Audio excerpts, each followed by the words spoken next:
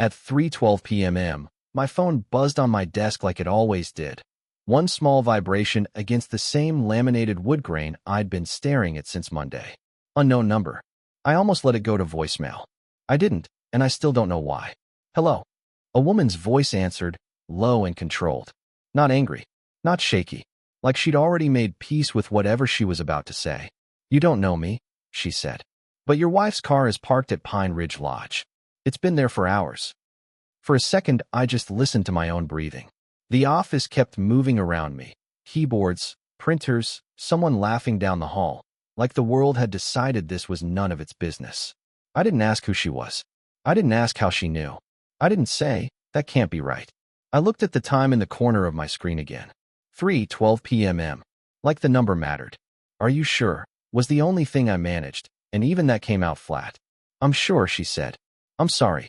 I thought you should know. The line went dead before I could think of anything else to say. I stared at my phone until it dimmed and went black. Then I did the one thing that felt clean. I didn't call Amber. I didn't text her. I opened a booking site, typed in Pine Ridge Lodge, and scanned the available rooms like I was comparing rates for a work trip. Room 214 was open. So was 216. I booked 216, the room next door, using the card we both shared, because at that moment I still wanted the record to be honest. The confirmation email popped up. A neat little checkmark. A number. A time. I closed my laptop, picked up my thermos, and stood up from my desk like it was just another Tuesday. Only it wasn't. Because someone had just told me my wife's car was sitting at a lodge, and I decided to go see the truth from the room beside it. I lived in Tulsa long enough to measure days by traffic patterns instead of sunsets. Mornings came out identical. Same alarm tone at 6:10. Same 2 minutes staring at the ceiling while my brain tried to pretend it wasn't Tuesday again. Same shower, same pressed shirt, same thermos, black coffee, no sugar, because anything else felt like a decision, and I didn't like starting my day with decisions. I was an insurance analyst. Quiet work. Clean work. The kind where the biggest emotion in the room was someone reacting to a spreadsheet not saving. I sat in a cubicle that smelled faintly like toner and lemon disinfectant, and I got paid to notice patterns other people missed. Claims history. Inconsistencies. Timing. Small details that, when you line them up, told you what was real. Amber used to joke that I lived in the margins. She'd say it like it was cute. Like it was a harmless quirk. She was the opposite. She moved through life like she expected the universe to make room for her. My wife didn't have a normal job. She ran what she called personal growth trainings. That phrase meant different things depending on who she was talking to. Sometimes it was workshops. Sometimes it was coaching. Sometimes it was retreats. She used words like alignment and breakthrough and expansion the way other people used weather. Casual, constant, impossible to argue with. At first, I liked how sure she sounded. I liked how she could walk into a room and make people listen. When we met, I was steadiness and she was momentum. It felt balanced. Over time, the momentum turned into motion I couldn't track. Her calendar filled up with weekends that weren't ours anymore. Friday afternoons became client intensives. Sunday nights became closing circles. She started taking calls in the driveway, sitting in her car with the windows up like she needed privacy from the house we both paid for. She traveled more, too. Little trips that were always explained as part of the work. Dallas, Bentonville, somewhere outside Oklahoma City. Places that were close enough to drive, far enough to feel separate. When she came home late, she'd slide in quietly, like she was trying not to wake me, but it wasn't kindness. It was distance disguised as consideration. She'd smell like hotel soap and unfamiliar laundry detergent. She'd kiss my cheek like a polite relative. Then she'd head to the shower and talk about how exhausted she was. From the outside, we looked stable. No shouting. No slammed doors. No dramatic posts online. We still went to family dinners. Still sent birthday cards. Still showed up in photos with our arms around each other. People called us solid. I let them. Inside the marriage, it was mostly quiet space we both labeled as stress. Work stress. Money stress. Life stress. Tulsa stress. The kind of stress that sounded mature when you said it out loud. But after that 3:12 call, sitting at my desk with my coffee cooling beside me, I realized something simple. We hadn't been fighting because we weren't really reaching for each other anymore. We were just orbiting the same house, careful not to collide.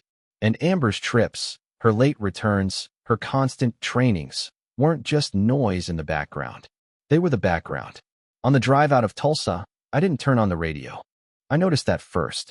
Normally, I let some low-stakes talk show fill the cab, something that kept my mind occupied without asking anything from me. That afternoon, I drove in silence, hands steady on the wheel, watching mile markers pass like they always had. Nothing felt rushed. Nothing felt dramatic. It was closer to the feeling I used to get reviewing a claim file right before everything made sense. Details started lining up without effort. Amber's new perfume came back to me first. I'd noticed it weeks earlier, sharp and clean, not something she'd worn before. She'd said a client gave it to her as a thank you. I remembered nodding, not because I believed it, but because it didn't feel important enough to challenge. Now I remembered how the bottle never stayed on the bathroom counter. It lived in her bag. Portable. Controlled. Then the bank card. A separate one, tied to an account she'd said was just for business. I'd helped her set it up, even transferred money into it myself. It felt supportive at the time. Responsible. But I realized I'd never actually seen the statements. She handled that part. Always efficiently. Always quickly. The locked laptop came next. That one had bothered me more, though I hadn't admitted it. We used to borrow each other's devices without thinking. Somewhere along the way, her screen started closing whenever I walked into the room. Passwords changed. Conversations paused. I told myself it was professionalism. Client confidentiality. Growth work required boundaries, she said. Everything had an explanation. That was the problem. Each detail, on its own, was reasonable. Together, they formed a shape I'd been avoiding. I thought about the way she'd started dressing for work trips. More deliberate. Less comfortable. Shoes that didn't make sense for hotel conference rooms. Jewelry she only wore when she knew she'd be seen. I remembered how she checked mirrors more often, like she was calibrating herself for someone else's eyes. What shifted wasn't anger. It was responsibility. I stopped trying to protect the story I'd been telling myself. I stopped filling in gaps with excuses that made my life easier. The facts didn't feel cruel. They felt neutral. They just existed. By the time Pine Ridge Lodge appeared off the highway, low and wooden and trying hard to look peaceful, I wasn't wondering if the woman on the phone had been wrong. I wasn't rehearsing conversations. I wasn't planning confrontations. I was doing what I'd always done best. I was letting the pattern finish revealing itself. For the first time in months, I didn't feel confused. I felt clear. I checked in without speaking more than necessary.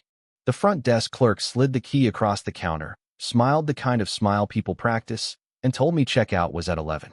I nodded, thanked her, and carried my bag down the hallway like I belonged there. Like this was just another place I was supposed to be. Room 216 smelled faintly of pine cleaner and recycled air. I set my bag on the chair, didn't open it, and stood still for a moment. Through the wall to my right, 214, I could hear movement. Not voices. Just the soft sounds of occupancy. Drawers. Footsteps. A television murmuring low. I didn't press my ear to the wall. I didn't look through peepholes or wander the hallway pretending to check ice machines. I sat on the edge of the bed and stared at the framed print above the dresser. A generic mountain scene meant to suggest calm. It didn't work, but it didn't upset me either. I ordered food from the lodge restaurant. 2 identical meals. Same sides. Same drinks. I put both room numbers in the delivery notes without hesitation. It felt procedural, like filing duplicate paperwork. While I waited, I noticed my hands weren't shaking. That stood out. I'd expected something physical, heat, tension, a rush of blood, but my body stayed cooperative. Useful. I realized then that whatever emotional break was supposed to happen had already occurred somewhere earlier, quietly, without ceremony. If you've made it this far, this story clearly caught your attention. If you're enjoying it, drop a like on the video. It helps me see what kind of stories you want more of next. Let's keep going. The knock came 40 minutes later. I opened the door to a young courier holding 2 bags. He looked at his phone, frowned, then handed both to me. Sorry, he said. Got the rooms mixed up. It's fine, I told him. And I meant it. One bag was heavier.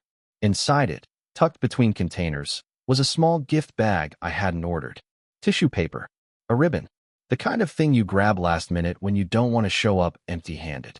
There was a folded card taped to the side. I didn't rush opening it.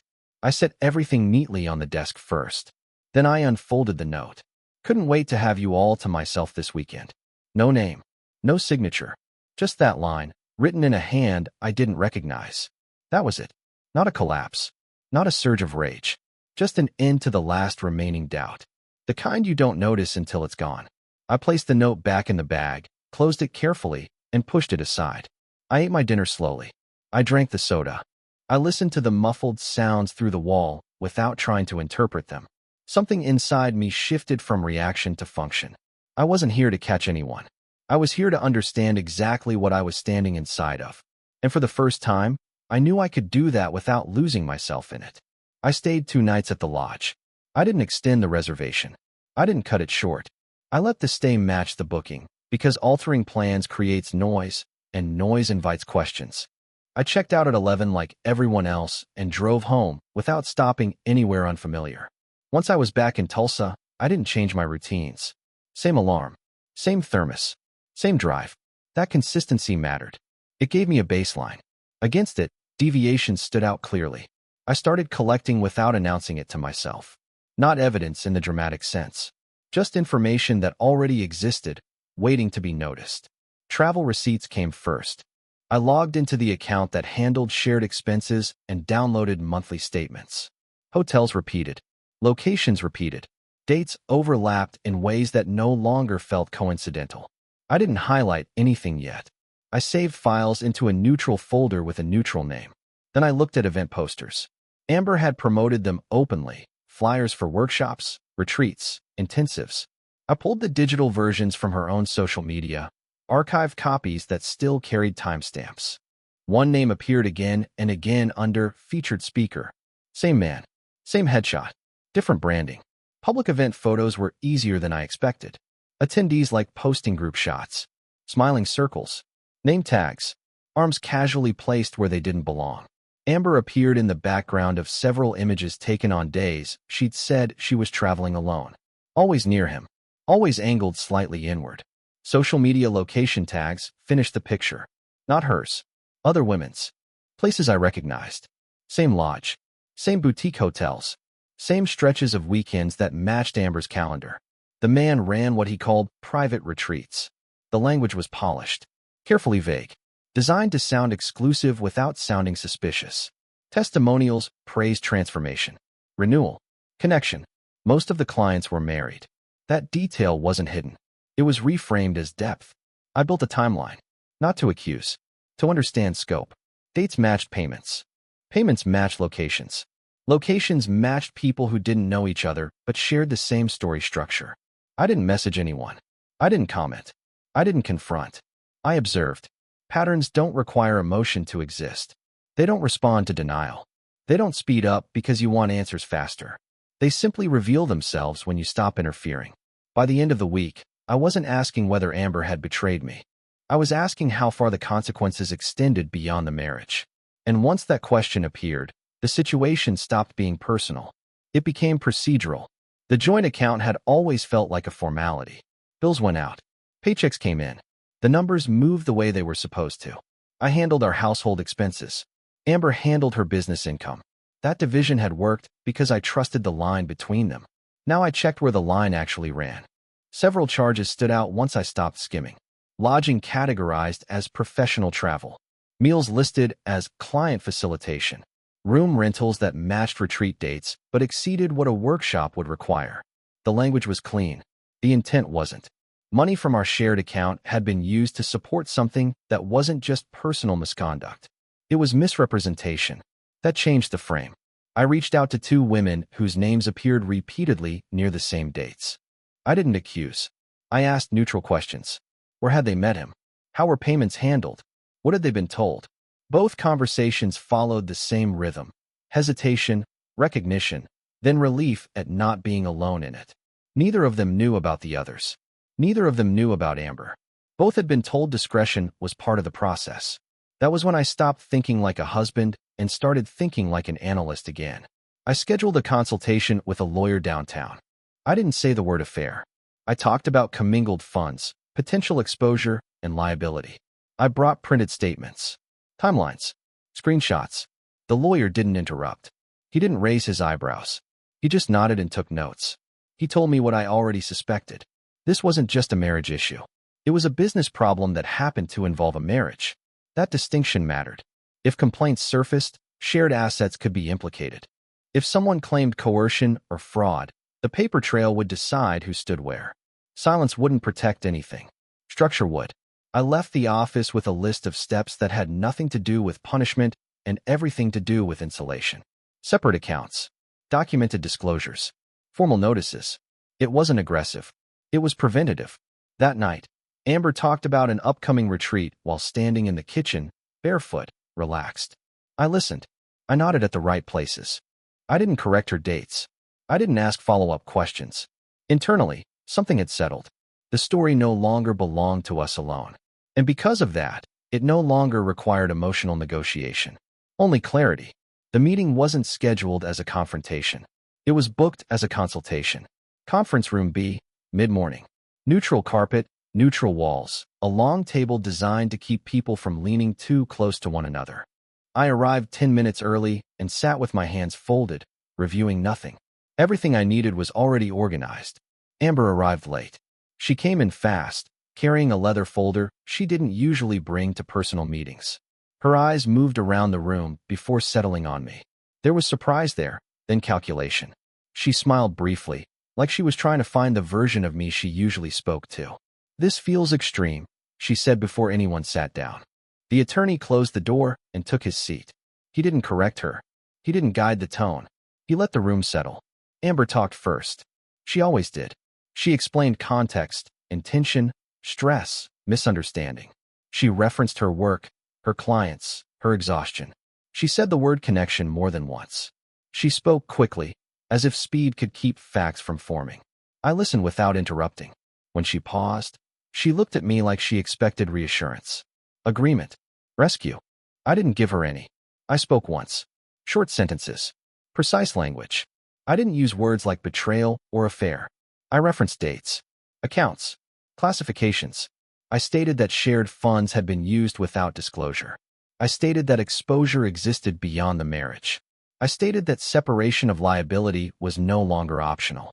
Her face changed when she realized I wasn't participating in the emotional version of the conversation. Her voice wavered. She contradicted herself without noticing. She shifted timelines. She appealed to history. None of it landed. The attorney redirected gently. Process replaced narrative. Papers were outlined. Next steps defined. Amber grew quiet, then angry, then quiet again. The progression was familiar, even if the setting wasn't. At one point she said my name like it was a question. I didn't answer. The meeting ended without resolution, and that was the resolution. Nothing was fixed. Nothing was smoothed over. But nothing was hidden anymore either. As we stood to leave, she said, "You're really doing this." I nodded once. Not in defiance. In acknowledgement. I wasn't stepping away from her. I was stepping out of a role I no longer occupied. Once the paperwork was filed, the story stopped needing my attention. That surprised me. I'd assumed there would be daily decisions, constant reactions, moments where I'd have to explain myself. Instead, the system took over, and my role reduced to acknowledgement.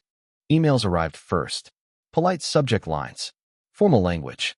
Requests for confirmation. I forwarded what needed forwarding. Signed where indicated. Nothing asked how I felt. Financial reviews followed. Statements were analyzed by people whose job was to look at numbers without attachment. They flagged inconsistencies I already knew about, and some I didn't. Accounts were separated. Access permissions changed. The joint balance froze, then divided according to rules that existed long before my marriage did. Civil complaints surfaced quietly. Not dramatic announcements. Just notices that processes had begun. The trainer's operation was examined by people who didn't care about intentions or charisma. Only representations. Only records. Only whether what was promised matched what was delivered. Amber tried to talk to me during that period. Short attempts at first. Then longer messages that circled the same themes. Confusion. Fear. Anger. She wanted to know what I wanted. I didn't respond. Not because I was punishing her. Because the answer no longer mattered. The apartment stayed quiet. I slept on my side of the bed until paperwork made that unnecessary. I packed only what was mine. Left what wasn't. There was no rush. No music. No symbolic final walkthrough. Just boxes labeled clearly. The legal process moved on a schedule that didn't care about emotion. Deadlines came and went. Extensions were granted or denied. Each step reduced ambiguity. That was the relief. Not justice. Not closure. Clarity. I showed up when required. Sat where directed. Answered what was asked. I didn't volunteer stories. I didn't editorialize. People noted my cooperation and moved on. At work, nothing changed. Same desk. Same metrics. Same quiet satisfaction of resolving discrepancies that once hid in plain sight. My manager never asked. Coworkers never guessed. The version of me they knew remained intact. Outside of work, I kept my routines narrow. Grocery shopping. Laundry.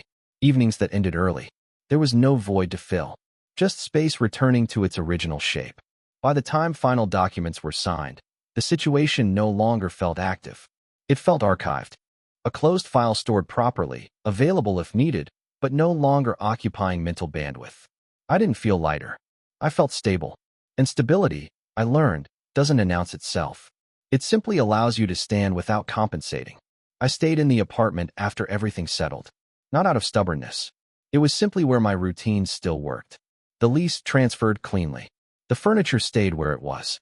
The quiet returned without needing to be negotiated. I didn't rearrange anything at first. I wanted to know which parts of the space felt wrong on their own. Most of them didn't. Mornings went back to their original shape. Alarm at 6:10. Ceiling. 2 minutes of stillness. Coffee poured into the same thermos I'd used for years. The lid still clicked the same way. That detail mattered more than I expected. It told me continuity wasn't gone. It had just narrowed.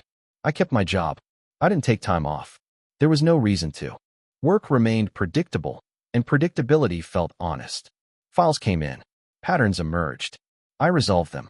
I left at the same time each day and drove home through the same traffic, noticing that nothing outside my personal life had shifted to accommodate what had happened inside it. People assume resolution looks like relief, like some visible release. For me, it showed up as the absence of static. No constant background negotiation. No low-level anticipation. No mental edits before speaking. Amber and I didn't speak again after the final signatures. There was nothing left to clarify.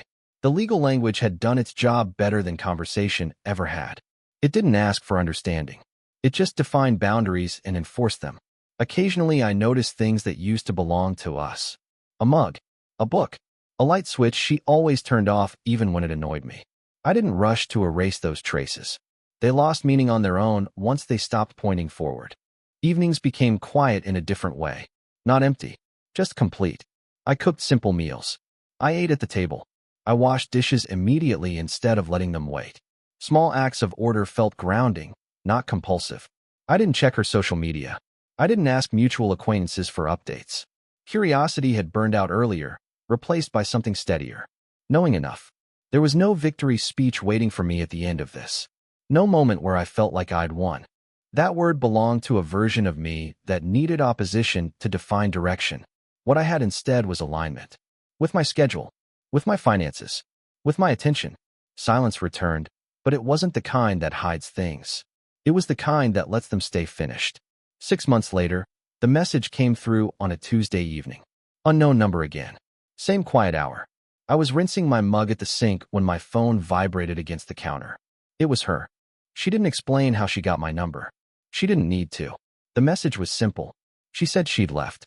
Said it took time to believe what she'd seen, but once she did, she couldn't unsee it. She said she hoped I was doing well. I read it once. Then again. I didn't feel anything sharp. No echo. No pull backward. I typed one line. Thank you for calling that day. I didn't add punctuation. I didn't add kindness or distance. Just accuracy. After that, I booked a trip. Not a lodge. Not a retreat. A small place near the coast I'd saved years ago and never gone to because timing was never right. I chose dates without checking anyone else's schedule. I packed light. The morning I left, I made coffee like always. Same thermos. Same click of the lid. I locked the door behind me and felt no hesitation about leaving it unattended. I wasn't going to verify anything. I wasn't there to watch patterns form. I was going because I could. And because, for the first time in a long while, my life no longer required monitoring. It just required living. That's the end of this story. If you made it all the way here, consider subscribing to stay with us. I've placed a couple of recommended videos on screen for you. Pick one and keep watching. I'll see you in the next story.